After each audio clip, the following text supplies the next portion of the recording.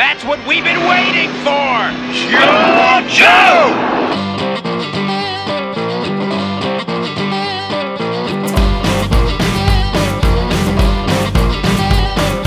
Hey good brothers and good sisters, welcome to another Patreon special missions request. And this one is going to be a whale of a video. You might want to grab a sandwich and a beverage because we're going to be here a while.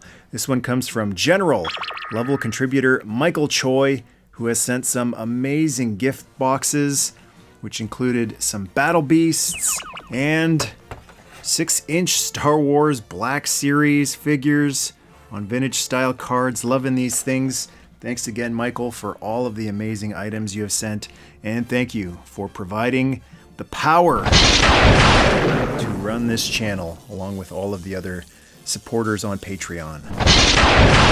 The G.I. Joe Killer Whale was released in 1984, and it is aptly named the Whale, which stands for Warrior Hovering Assault Launching Envoy.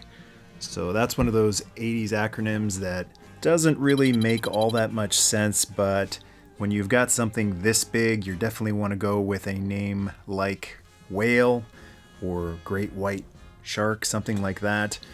So something this size definitely deserves a name that encapsulates the hugeness of the thing. And I'm going to have some size comparisons for you near the end of this video, comparing it to some of the other larger G.I. Joe vehicles, just to give you a sense of how enormous this thing is. But right now, we're going to start off with the figure that was included with the Killer Whale. It is Cutter. Since he's one of the 84 figures, he doesn't have up and down movement on his head, just side to side like all the 82 to 84 figures. And he's a fairly simple design. When you've got something like the Killer Whale at your control, you don't really need to have a lot of flashy costume bits on you. So Cutter just has a pair of kind of bell-bottom looking pants. He's got a gun strapped to his leg, which isn't really all that necessary considering all the guns on the Killer Whale and missiles. And the life preserver, very important if you're going to be manning an aquatic vehicle. He's also got a little bit of a wrist. It looks like a watch or some sort of thing. It's interesting. It doesn't go all the way around. Sleeves rolled up because he's ready to take care of business. And he's got the B on his baseball cap. Boston Red Sox, maybe. It's hard to tell. It's a very small one, but it might be what they were going for there. And a mustache. So the mustached ranks of the G.I. Joe continues to grow. First introduced with Stalker. But when you are piloting something like the Killer Whale, you can have any facial hair you want. And let's take a look at his file card. Hovercraft pilot, codename Cutter. File name Stone, Skip A. Get it? Skip A Stone. Primary military specialty, hovercraft captain. Secondary military specialty, special services. Coached the women's swimming team at Annapolis. Birthplace, Kinsley, Kansas. Grade, lieutenant, junior grade. And the bio reads, Cutter badgered his congressman for 2 years to get into Annapolis. Then realized his family lacked two essential ingredients, power and influence. Opted for the Coast Guard Academy instead. Wanted a life at sea even though hometown is as far away from either ocean as you can get. Exactly 1,561 miles from San Francisco and New York City. His iron will and contrary nature, laced with a truly bizarre sense of humor, might explain why. And the quote reads, Found out the Joe team didn't have any Coast Guardsmen. Raised such a stink that the Coast Guard top brass had to pull every string necessary to fix it. It also gave the brass a way to get Cutter out of their hair. That is an awesome bio. Really love the mention of Iron Will, which I think applies to all of the G.I. Joes. And it's especially cool since I'm currently reading a book called An Iron Will by Orson Swett Marden, which is all about the power that comes from the phrase, I will, which I've commemorated on one of these little cheap engraved eBay rings. And Cutter pilots the killer whale hovercraft from this back piloting station here, which has some console detailing in it. There isn't really anything to grab onto like a wheel or a stick, which is probably for the best because that's just another thing to get broken off. This is actually one of the most fragile G.I. Joe vehicles out there.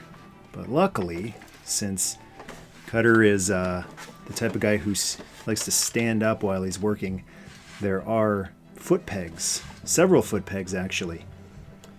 So you can have more than just Cutter back here piloting. There's 4 foot pegs in total, so you could have one figure plugged into one pair of foot pegs, another one beside him on the other set. So you could have one guy actually piloting the whale, the other guy manning the weapon systems, which usually is how it goes on these vehicles with 2 pilots. But I like to just have Cutter standing in the middle and sort of reaching forward at the controls. And one of the really cool things about the piloting area is this little short window, water guard, I guess. So even though it's not an actual issue, most kids wouldn't be able to push this across the water so fast that you get water flying up and hitting. That doesn't mean that you can't pretend or imagine that would be happening.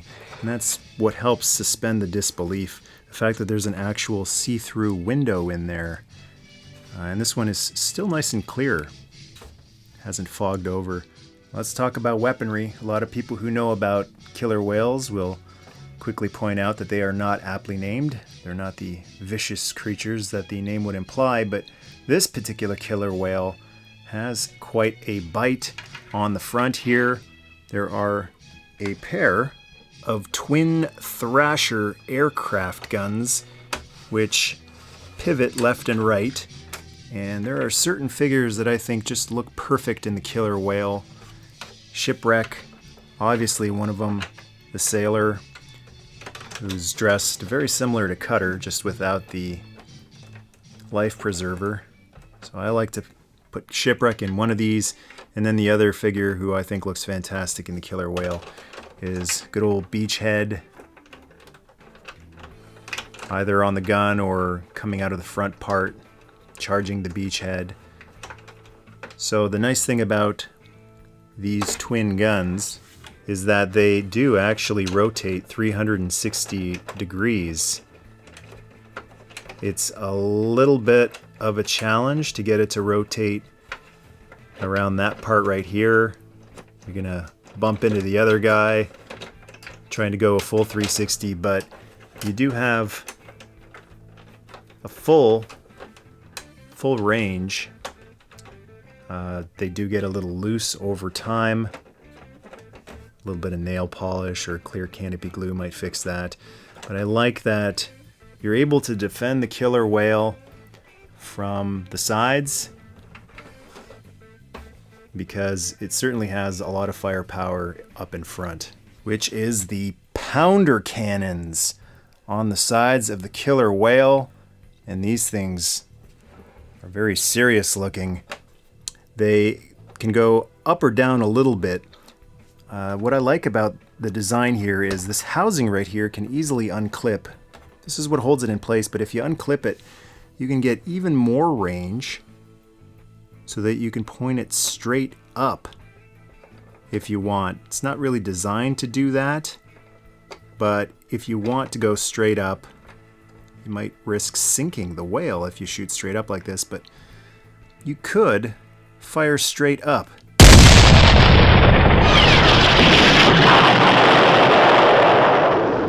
And knock out a Cobra Rattler flying overhead. And it also has 8 missiles. These launchers are attached on a little peg right here, and you can move them a little to the left, a little to the right.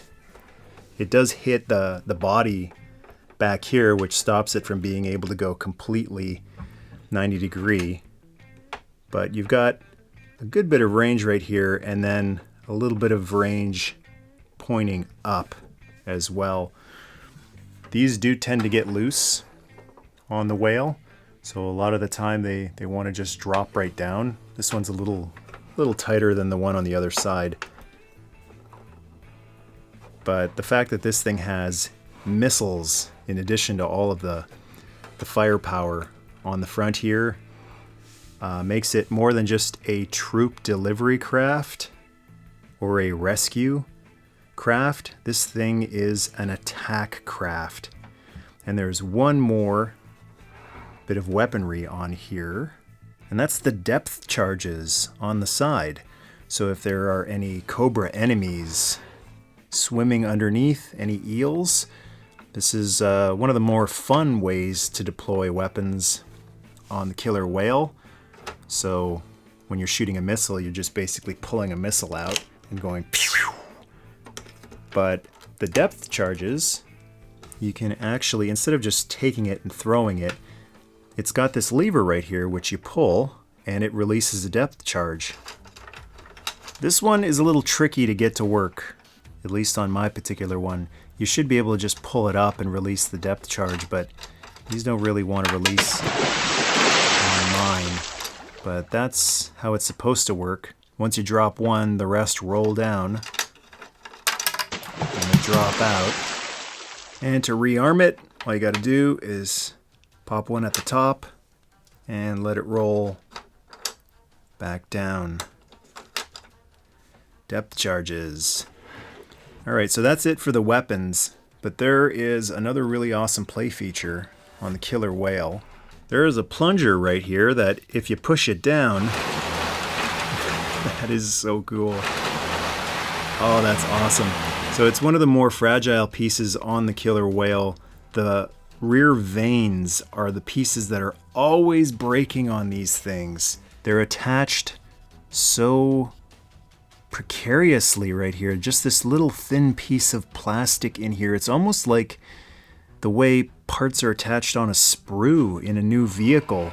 And I wonder how many people accidentally broke this off when they first got the whale, because they just thought, shouldn't that come apart? But it is not supposed to. And then there is a connector piece on the bottom here. This is really intricate engineering in here. These flaps go up and down. They can be a little adjustable on either side. And then there's a little give on here, but I would not recommend moving these much. But that is a really, really cool feature right here. I almost wonder if the killer whale was supposed to be electronic, battery powered when it first came out. This feels like one of those features that would have been awesome if you just flipped a switch and the fans just kept going. It would have been really cool. So there's that feature, button activated, and then there's one more button activated feature. And that's underneath here. There is a little door that opens right here, revealing a small one-man sled, sea sled. And there's a button up here on the top. And when you push this button in, it fires this sea sled out with great force. Luckily, this doesn't really clip in. It just kind of sits in. I guess they anticipated the abuse this thing would take getting launched out of the front of the killer whale. But inside here, there's a little launching spot. And when you push the sled in, there's a certain point where you can hear it click. And it's held in place. Well, that's about as far back as the spring will go. You can actually pull it out just fine. But that resets the spring, which allows you to launch it again.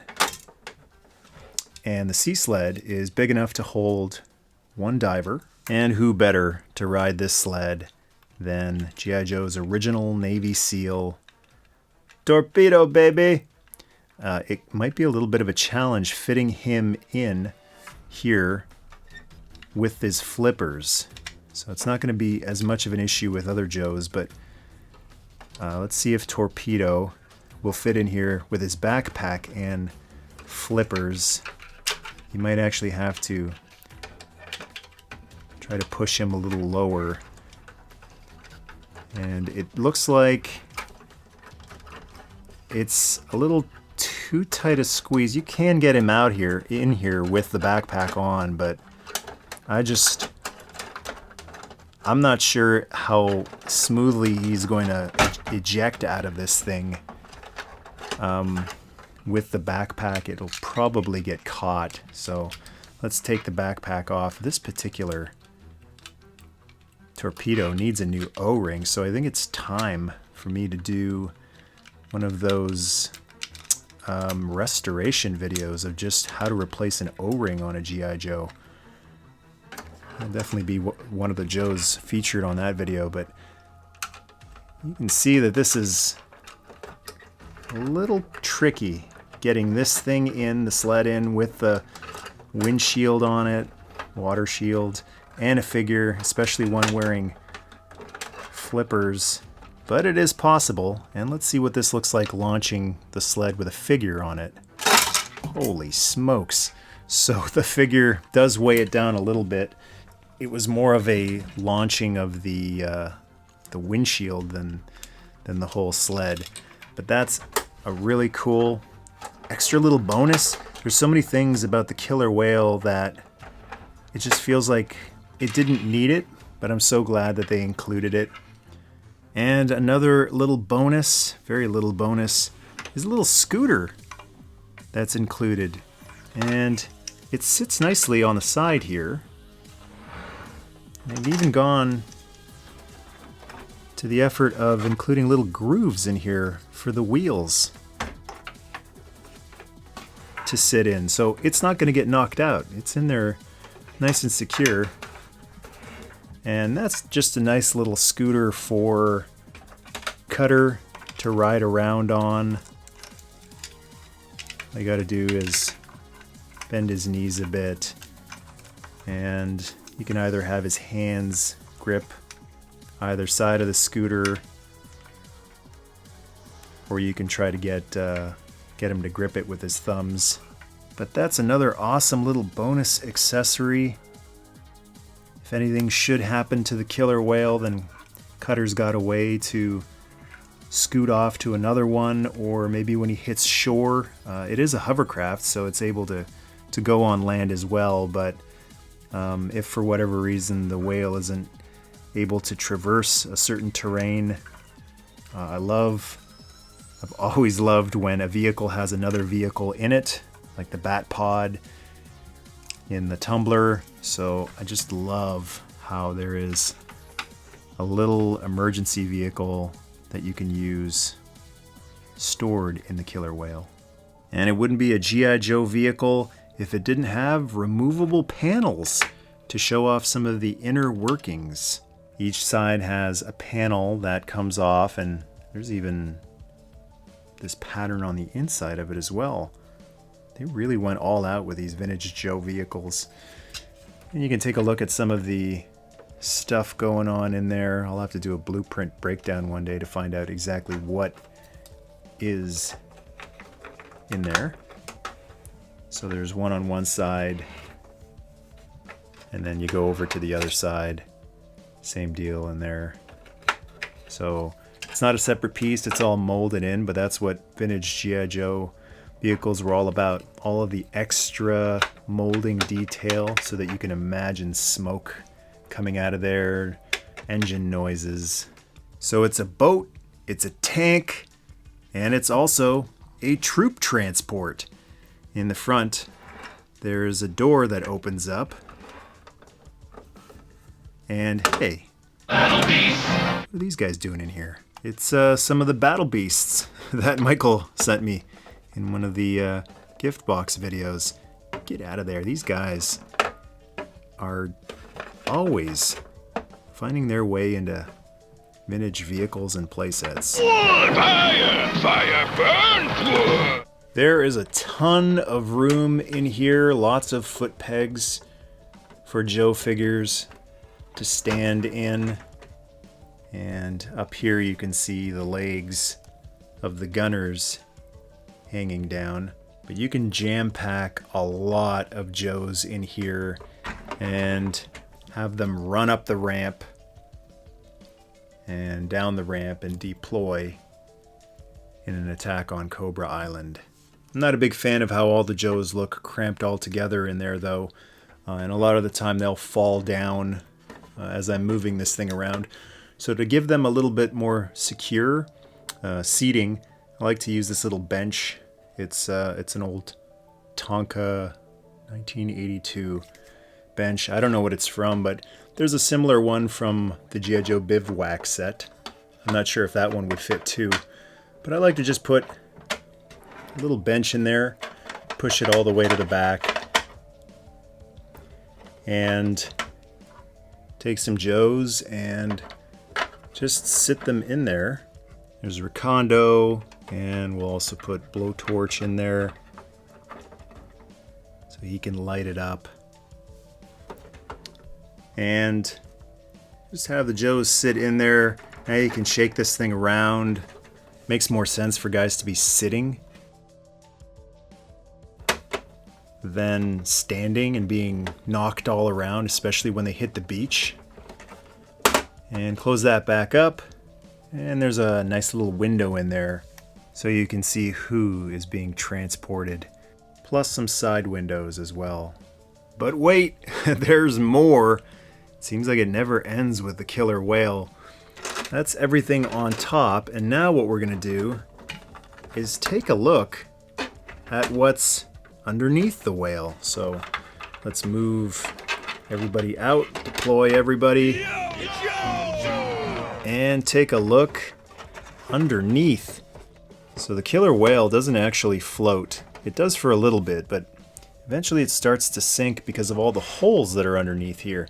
It does have wheels, which makes it able to roll very nicely on any flat surface. But all of these holes right here do let the water in. Now, the really curious part about the whale for me has always been this underneath part. This to me looks like a battery compartment. So you can pinch this to open it. It's really not that easy for me. It's hard to get a grip on it. So it takes a few tries, but that's it's not really something that seems to be intended to be opened often. It's not like a really quick, easy release. There's things going on underneath here that I'm not sure about, like why this gap is right here. I've always suspected this was supposed to be motorized, and what we're seeing underneath here is some of the spots that were roughed in for that motorized gimmick. I've always thought this was supposed to be a battery compartment. So in the G.I. Joe headquarters, there's an area underneath where the vehicles go to put file cards. I thought maybe that's what this was, but it's not wide enough for file cards. And so the only thing that you can really put under there, I guess, is weapons and accessories. But that's a really weird spot for weapons and accessories. And then you'd also have to basically turn your whale upside down, knocking everything out of it. Just strange. So I believe that was maybe supposed to be a battery compartment, house some electronics. And then when they decided against it, because the thing was already so jam-packed with gimmicks, that they just decided, put a removable panel and people can store some weapons and accessories under there, make some use out of it. That's a cool extra, but not one that I ever would have used if I had this back in the day. And as an adult collector, definitely not something that I'm going to be using, because to use it, I'll have to take out all the depth charges, all the figures. Anyone who's in the front troop transport part, have to take them all out. It's such a hassle to get there. It probably would have been more practical if there was like a latch right here inside which would access that same area underneath as well, not too far from it. Just have something here be able to open up and throw all your things in. And you could, I guess, reach your hand in there, or at least tilt forward and shuffle all the stuff out of there. So the compartment underneath is a cool idea, but not really all that practical. The Killer Whale was recolored in 1988 as the Night Striker, and that's it. They never reissued it or re-released it for the modern series. Cutter did receive a couple of different versions. There's the 1992 DEF version, which is one of my favorite updates, V2s of a figure, because it looks so much like the original one. And that one's going to be the next Patreon exclusive, a more in-depth look at 1992 Cutter. And then in 2008, as part of the modern line, we received a modern update of Cutter as part of the 3-pack Sea Command exclusive set. And that one is basically a reuse of some existing Joe's parts in order to get us a Cutter figure. And the size comparison I mentioned earlier, the Killer Whale next to the Sky Striker. And this is the real surprising one, the Tomahawk. It is quite a bit bigger than the Tomahawk. I thought the Tomahawk would be much longer, much wider, but the Whale definitely has the edge in girth. And you can see it takes up just about as much space as the Sky Striker as well. And I think this really illustrates just how big the Whale is. Look at how much space it takes up on the deck of the USS Flag. Salty won't have to swab much of the deck as long as there's a whale on the flag. So big thanks to Michael Choi for the request. I've been waiting quite a while to take a closer look at this big fish, or mammal. And a moment of appreciation for the people who power these videos, the tribe who provide on Patreon. Welcome to all the new contributors who've joined since the COPPA Questions announcement video we posted last week. And a big thank you to the existing members who upped their pledge, providing more precious power crystals to keep these videos rolling out. Adam Smarecki and Strafe Fox, thank you Master Sergeants for the extra Energon goodies. And Christopher Jenk and Jason Solomon, newly appointed ninjas, thank you for the extra Carium nuggets. The chain of command has grown. Welcome Generals Figure Obsessive and Jake Sales. Thank you for the Eternium to munch on. And a big thank you to the man who saw the highest contributor level and said, not high enough, the Grand Ninja Master Scott Orr. Thank you for the guzzling that keeps the last of the V8 YouTube channels spitting nitrous. Thanks for watching. Feel free to comment either here or on Twitter, Instagram, or Facebook, and feel free to share with your fellow G.I. Joe fans. Until next time, Yo Joe! Whale to Joe Bay! Mission accomplished. Win got